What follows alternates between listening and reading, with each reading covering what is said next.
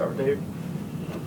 How juiced, how fired up are you for this game on Sunday? Losing a lot of sleep over it, I'll tell you that. Just, going now, we make the most of this game, Sunday afternoon, Mercedes-Benz in Atlanta, quality SEC opponent. You couldn't get bigger than this. So we're all excited. We're all juiced up to go out there. What was that uniform reveal like? Oh, my God. It's something that definitely I'm going to remember for a long time. I was excited when we found out we was wearing orange because of last year's game in Boston College. It was, a great experience. So we're just definitely excited for this game, especially wearing orange. And we need all the Hokies out there wearing orange as well. So. Are you a big Waffle House guy anyway? Yeah, before that I was. So what you and Kamari, just to do that, how cool is it? And, I guess wearing a tech uniform at Waffle House. Yeah. Cool. Yeah, I'll go into a little bit about that. I mean, when they called me and Kamari to do it, they knew they put the best two to go out there and do it just because of the relationship that we have and stuff. We had a lot of fun doing it as far as, going into Waffle House, seeing all those customers and stuff, seeing guys in tech uniforms. So it was a great experience and stuff. I knew we made a lot of people happy that day. So. You talk about how good South Carolina is. They got a lot of playmakers everywhere. Yes, sir. When you watch that film, what jumps off the page to you? That quarterback, number 16, he's a dude, he's a playmaker that can make, plays all around the football field. So, we are going to have our hands full, but it's always going to start with this week preparation and stuff. I always tell my guys that, your belief comes from your preparation and your daily habits, and that's what we're going to work on starting this week. Kelvin, on a serious note, with the captain, with Caleb, the situation he had over the weekend, what's been your message to him? What's been the message to your teammates about everything that happened and trying to focus on the game on Sunday? Yeah, so Seawood, of course, he's my brother on this team, one of the few guys that I coming into Tech that I started to hang out with. And, my message was to him that, the journey that we're about to go on and stuff, we're going to have more distractions, more adversity coming our way. But I did tell him that, something good comes out of every situation. And regardless of he's able to play or not and stuff, that you make sure that you're ready. And like I told the team, keep the main thing. And that's going into South Carolina and coming out with a victory and stuff. As a defensive captain, how much do you need to make sure everyone's still, bought in, cohesive, even with all that outside noise? Yeah, 100%. I mean, it's easy to look at, all the noise that's out there, all the comments the fans say. But in my opinion, like I just said, you have to keep the main thing, and focus on what are we about to do this season. So, I mean, I tell these guys, you have to be at least mentally tough enough to not look at that stuff and not to focus on that stuff and to really buy into what we're about to do this coming up weekend. Hey, Kelvin, this is our first time getting a look at the depth chart here. There are 14 defensive linemen listed on that. Is that going to speak to the depth in that room? Do you think that many guys can contribute on Sunday? 100%. This defensive line that we're going to put out this Sunday is a deep defensive line group. So we're excited to play as much guys that Coach Price always stated, if guys deserve to play in that game, he will play those guys. And we had a tremendous going into camp, seeing all these guys, seeing different ability that these guys can do. So it's going to be exciting when you see a bunch of guys rolling in and out and stuff where there's no drop off at all. I was going to ask, how much does that help in terms of energy where, you can go a couple plays, somebody else can come in and catch a breather? It helps a lot. And my message to this defensive line is that my vision for a defensive line in college football to be the best is everybody's having plays, everybody's making sacks. It's not just one or two guys. It's everyone around the room that's contributing to this game. So that's been my whole message. This team is like, everyone get ready for a good, amount of snaps because we're all going to need it.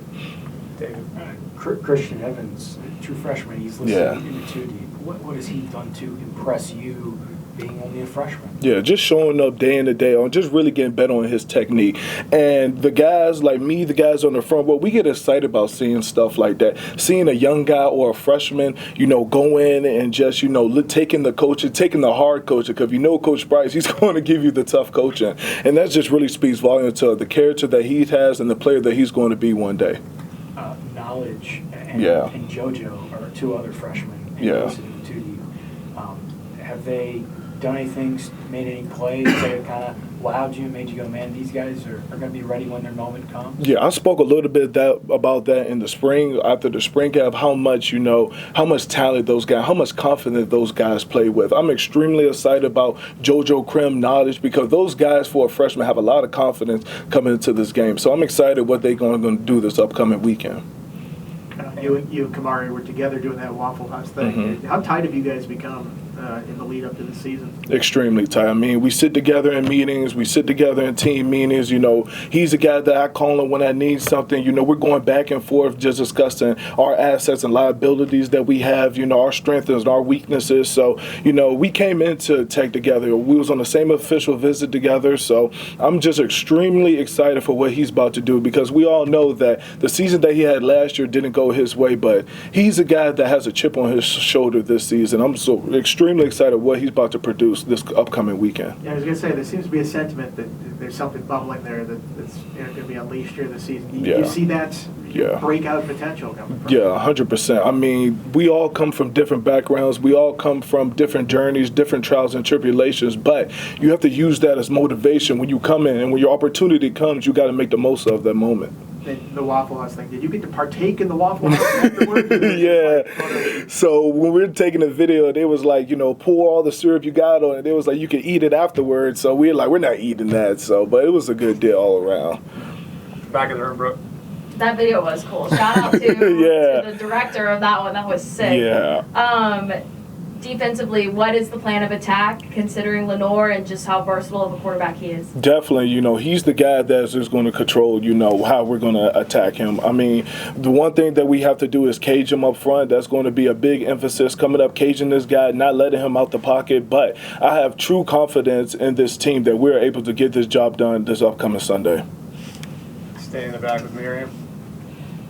KG, I mean, last season you guys had high expectations. This year, y'all going into that higher expectation as well. We know we saw the offense always had like a little slow start, but then they found the way. But we all know defense wins games. Just talking about what your expectation, being a leader, being a part of a big game, going up against a big team that's nationally ranked. Yeah, so going back to last season, I mean, we had all the hype, all the aspirations and stuff. And a part of me was like, okay, could this be a problem for us, especially going into these big games, like feeling yourself that type? This season's the complete opposite. I mean, you look on Twitter, you'll just find out, you know, what they think about the Virginia Tech Hokies. But me personally, that's what I want. I want guys to underestimate us. I want people to, you know, look over us and stuff, or be the underdogs, because that's where I feel like we shine the most. You look at that Miami game, I mean, I had so many texts, so many guys, so y'all going to get beat out by 40.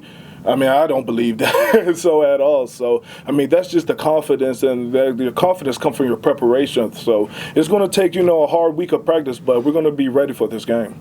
Last one, Dave. You talked about being ready for this game, talking about caging him.